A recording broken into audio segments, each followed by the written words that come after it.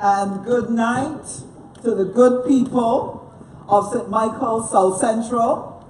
It is my pleasure to be here to give support to Marsha Cattle, to be able to give representation for my party, the Barbados Labour Party, and to stand and speak for our country I love so much, our little island home, Barbados. Tonight, as I approach you, one of the things I am deeply conscious of is how Barbadians are feeling today. And if I had to sum up how Barbadians feel at this point in time, Barbadians are fed up. Barbadians are fed up to their back teeth with what is happening and going on in this country. They've given up on their government. They're fed up with what they have had to endure, what has passed for governance in this country over the past 10 years. They held on for better. They excused the shenanigans. They forgave the insults. And the more Barbadians tolerated, the worse the Democratic Labour Party became. The worse they became. Until finally, Barbadians were forced to acknowledge that these people simply have no intention of doing us any good. And this has led Barbadians to experience a sense of despair, a strong sense of disgust, a sense that things are not going well in our country, and what am I to do? And there has been a helplessness that Barbadians have experienced. And as we sought to deal with those feelings, as we sought to deal with those emotions, Barbadians have come to a position where they have decided, some of them, that they're done with things, they're done with politics, they're done with everybody. And so, tonight, I have come to share with you what is important for us tonight. One of the things that we have had to endure in this country is that the Democratic Labour Party has looked at intelligent people. They've looked at people with common sense, people that went to school. And they have said to us things like, not one civil servant can go home. And what happened next? 4,000 went. They said to us, our Prime Minister looked us in the eye and said that never would fees ever be charged for education in this country. And a few months later, people were faced with $7,000 and $5,000 a year to pay for university education. One of the worst insults to our intellect was to look at us and tell us that the economy had turned the corner. You all remember that? When they said the economy had turned the corner 2 years ago, 4 more downgrades in our skin. We now are up to 22 downgrades. And this is the best, not the best, one of the best, let me take that back, one of the best, is that the Democratic Labour Party appointed a man called Seeley to be the Minister of Tourism.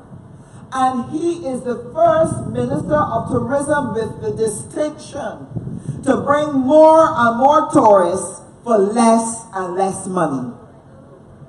Now, when I looked at that, I said to myself, there's something wrong. It is either he was practicing a form of economics where he found that if he brought more people and they spent less money, Barbados would be better off. And Kelman, hearing his argument, decided that this would make a good economic policy in the Kelmanomic strategy, and that is how Kelman come up with 20 being better and more than 80. Or it must be the other way around. Maybe Seeley attended studies on the Kelman. And that is where he learned that 20 is greater than 80, therefore more tourists spending less money would have to be better for Barbados. You decide which one it is. But then our Prime Minister looked this country in the eye after his Minister of Finance sucked our pockets dry and said to the country, our nipples are sore from people sucking on the government nipples. I was wondering what words would we, the Barbadians, use to describe a government that had dipped its hands in our pockets at every turn. Raise the VAT, consolidation tax, municipal waste tax, bicycle tax, tax on fuel, electricity gone up, water gone up, on and on and on and on. And he had the liver gall to go to the United States and tell people that the government nipples were sore from us sucking on them. I thought he couldn't get any worse than that. But the Prime Minister was able to prove me wrong. Because the Prime Minister that runs Barbados, because I have stopped calling him my Prime Minister, because I cannot associate myself with someone who governs in that fashion and that speaks to our people with such disdain for their concerns. I did not think he could get worse, but he did.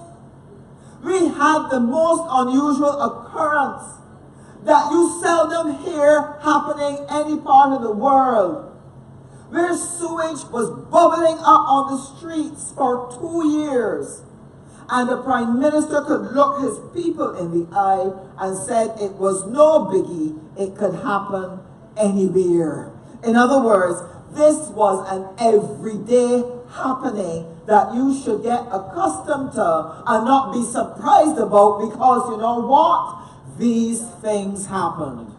Now that, if for nothing else, should make every single citizen in this country, every Barbados Labour Party person, every Democratic Labour Party person, every floating voter, if nothing more, that incident should make you sit up and consider something.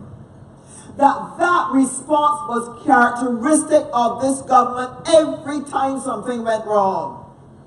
That sewage in the street is to be seen as normal because we are a bunch of ninnies. This was typical of them, because a Barbados Labour Party faced with that issue would first have to acknowledge we have a problem. There is sewage on the street. The second thing we would have done is we would have examined the problem, come up with a set of solutions, come and share it with the country, explain why it happened, what steps we would take to fix it, and then we would have fixed the problem. All along, we would test the waters to ensure that they were not endangering the health of Barbadians, and we would have walked the country through that problem and fix it as quickly as possible. But before sewage was flowing on the streets, a problem happened at Graham Hall. And the Democratic Labour Party, being faced with the issue of a problem in the sewage system, when it first gave its first note of alarm, what did they find to do? Instead of acknowledging it, sharing the steps of how they're going to fix it, and come back to us and let us know, Richard Seeley found it easier to take off his clothes, go in dirty water, swim boat in it, I don't know if you drink some, and then come out to tell the tale to the people of Barbados. You see, everything is all right. But let me tell you something. My jaw dropped down. I said, how in heaven's name, faced with such an issue, you could think that that was a solution to the problem? So I started to imagine what discussions took place behind closed doors that led them to believe that the best way to deal with this situation was to go in the dirty water, swim about in it, and declare that all is well. So when I started to put my creative imagination to it, this is how the conversation could have gone. Man, look, they're going to blame we here. They ain't going to like we. Man, we ain't going to get elected. We got to do something here. We got to do something fast. Look, bring out the political playbook and see what it is to tell you to do when you got a problem. So they open the political playbook. When something occurs, what do? And next to it, they saw deny, deny, deny, deny, deny. So that's what they did.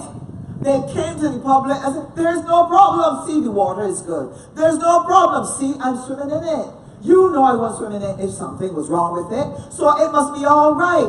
And anyhow, if there was a problem before, there isn't a problem now. So all is well. The political playbook told them, deny, deny, deny. And that is why they came to us to tell us that that was not a problem. And you know why they do that? Because every day that they get up and go to work, they do not go to work to do our business. They get up on mornings looking to how to fix themselves, how to sort out themselves, how to fatten themselves. When they get up every day and go to work, it's not about making life better for you. It's not about how to make a way for your children and their future. It is not about how to protect your interests or to provide for your security or to give you an ease in your old age. For I am telling you, no government could have done worse if they tried hard than what the Democratic Labour Party has done to this country. And I am telling you that Barbadians, the length and breadth of this country from the north to the south to the east to the west, have been forced to acknowledge that this unfortunate set of people who follow the Democratic Labour Party has never seen assemble the worst bunch of frauds and shysters we have ever experienced in our national life. We have never seen anything as bad as this. And anybody who's lived over 50 years have lived through quite a few administrations. And I'm telling you, the Barbados Labour Party and the Democratic Labour Party never fielded a set of people as bad as this set has ever come to office in this country. And it is to our shame that they are there and that they continue to be there. And therefore tonight, Barbadians are fed up. They are fed up to their back teeth. They are fed up with the grind. They're fed up with the pressure. They're fed up with the high prices. They're fed up with no jobs. They're fed up with not having enough to eat. They're fed up with having to tell their children no. They're fed up of no hope, nowhere to turn to. And they have come to a place where they feel fed up with politicians. Because this Democratic Labour Party has given every politician a bad name. So that our people feel that they cannot believe in us. They cannot have the assurance that we will do right by them. And that is a sad place to come to. It is one of the greatest grievances and heartaches a person could have. Because at the end of the day, you feel yourself to be at the mercy of those who govern. And when your government becomes the greatest danger you face, then we are in a sad place. Our government should be a symbol of hope. We should see them as a refuge when there's a storm. They should be our strength in the time of trouble. They should provide leadership when all around is dark. They should deliver so that we can prosper. They should function so that we can live. They should act and behave so that we can be proud of them and be proud to call them our government. Tonight, the Democratic Labour Party has become a symbol of our national shame. A symbol of our national shame. And so Barbadians feel fed up. But what do you do with those feelings? How do you treat to that spirit of apathy that wants to envelop you until you give up, until you have nothing to do with politics, until you don't vote, have nothing to do with them, ignore them, run and hide? Everything in your being, especially if you're some person that cared for the Democratic Labour Party, you cannot feel good, you cannot feel proud tonight. But I am saying to you, now is not the time for that response, because if ever there is a time that Bajans need to rise up and do something about their political circumstances, the time would have to be now. Because we are in the greatest danger we could ever face at this moment in March 2018. That if we do not find a way to correct our political circumstances, we will never be able to address a change in our social and economic circumstances. We must have political change. Doing nothing is not an option. Withdrawing is not thinkable. It will only result in a worsening of our situation. And I want to explain why our situation will become worse if we hang our hands, hang our heads, and do nothing and exit ourselves from that political process. The first thing you have to realize is that the Dems do not intend to give up. They intend to fight. They have no intention of playing dead.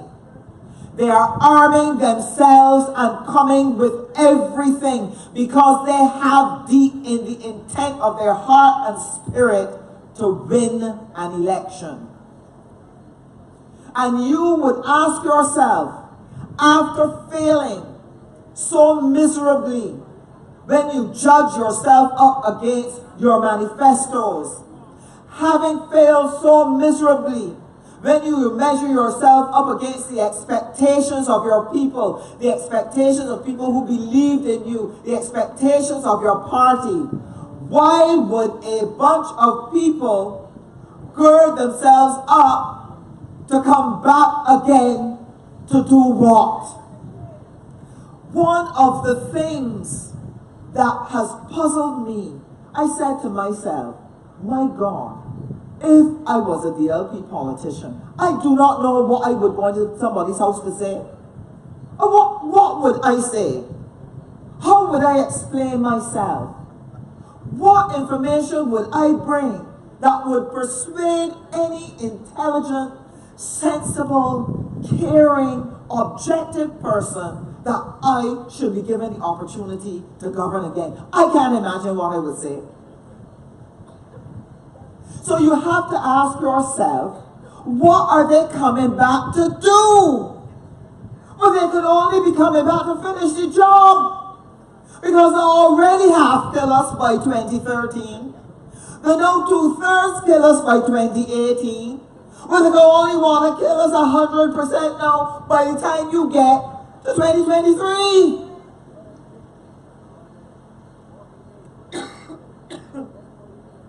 And as I have no intention of allowing them to do that, I recognize that I must get up and fight, and so must you. They're going to come and play the same tricks again. But there is one fly in the ointment that presents a challenge to them. They know that you are disappointed. All the survey polls have told them they're going to lose. When they go into their constituencies, put a toe in the water, they realize that people are ready to curse them, so they avoid their constituencies. And so they've sat to plot how they are going to get back into office. So the last thing they need is for thousands upon thousands upon thousands of Barbadians to get up and go to vote. So it is in their interest. They know they cannot turn your heart back to themselves. They know that. So the next best thing is if you stay home. Because although you will not vote for them, the last thing they want is for you to vote for the Barbados Labour Party, because that would give us enough votes to be the government. So one of two things will work for them. You stay home, or you vote for a third party.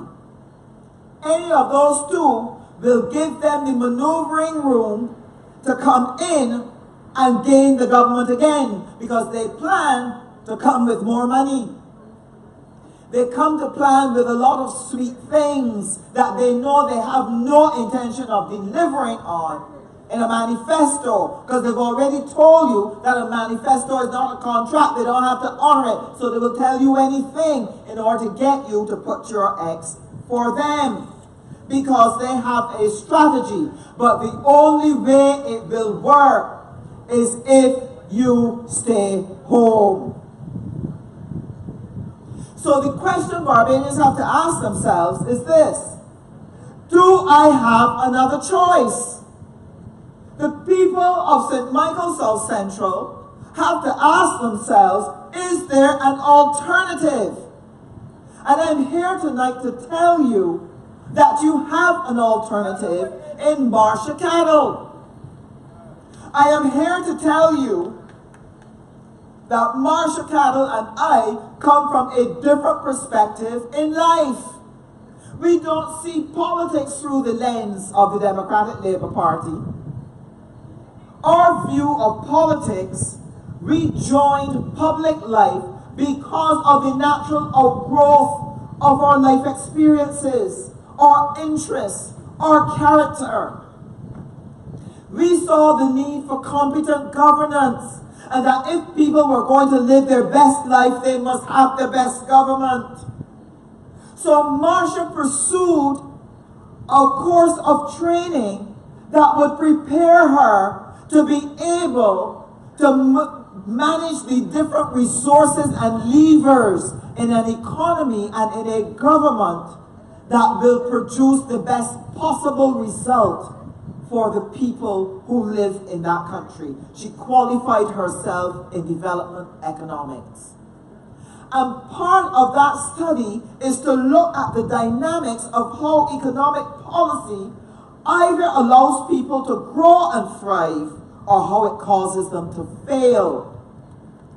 And by studying development economics, she was able to train herself to understand what is it we need to do differently if we want to make a difference in people's lives, because that study reflected her nature. That is what she wanted to do. So she studied what she needed to do so she could be ready for government. She studied what reflected having people at the heart of what you do. So having prepared herself, it was necessary, therefore, to join a party that reflected that same intent. It was necessary to join a party that would allow her, facilitate her in pursuing the best life for a people. Therefore, she had only one choice: the Barbados Labour Party.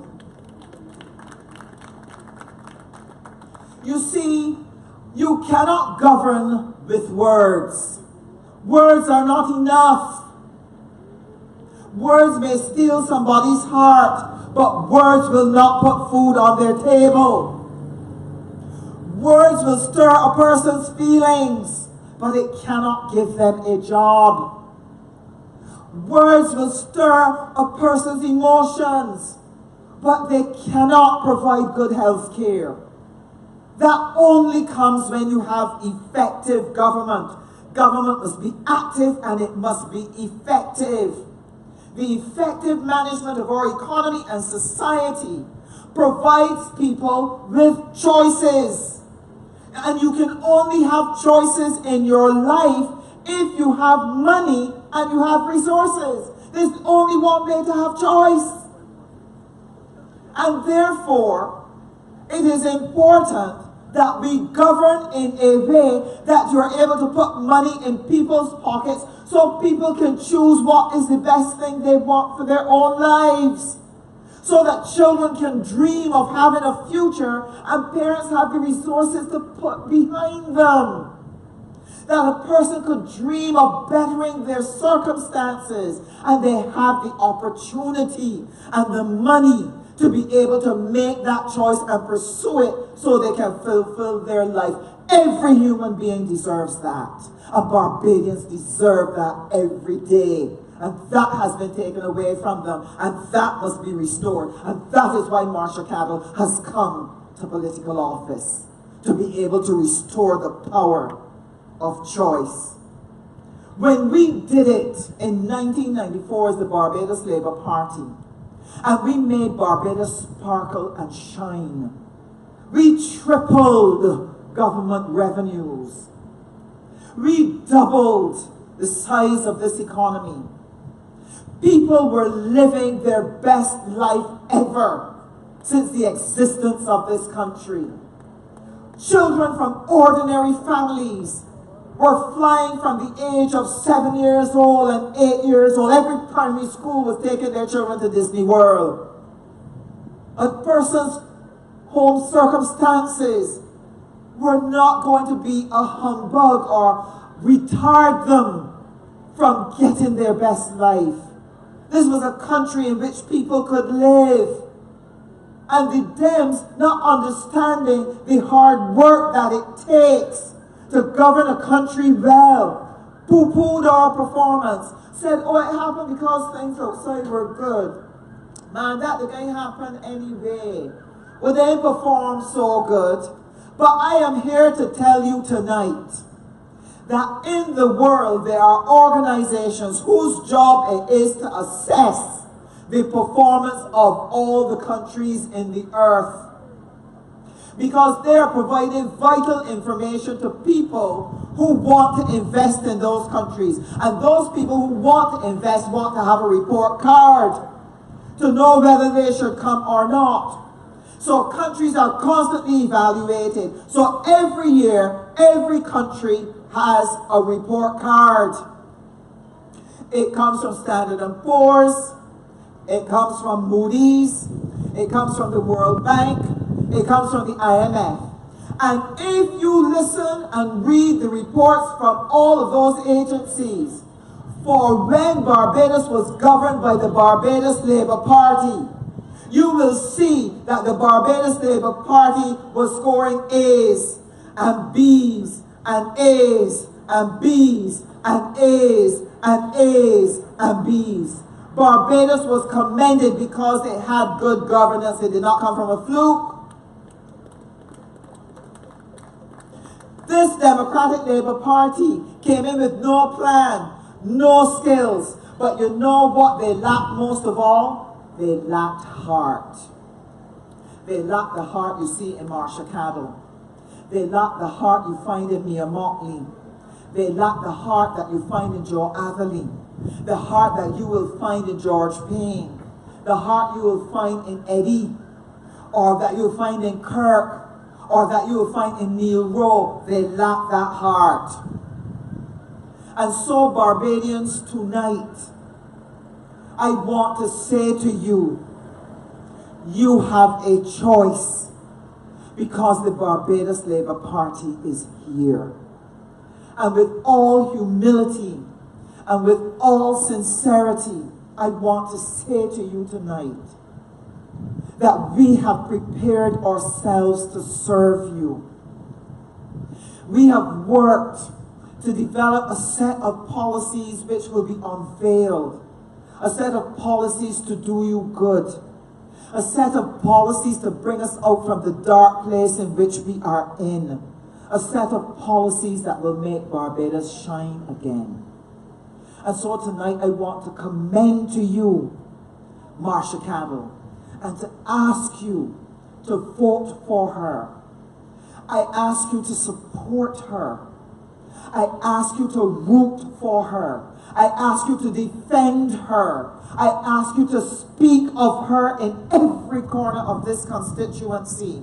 And I ask of you to bring her home, that the Barbados Labour Party can add one more sparkling, competent politician to our team, that we can make Barbados the best it can be.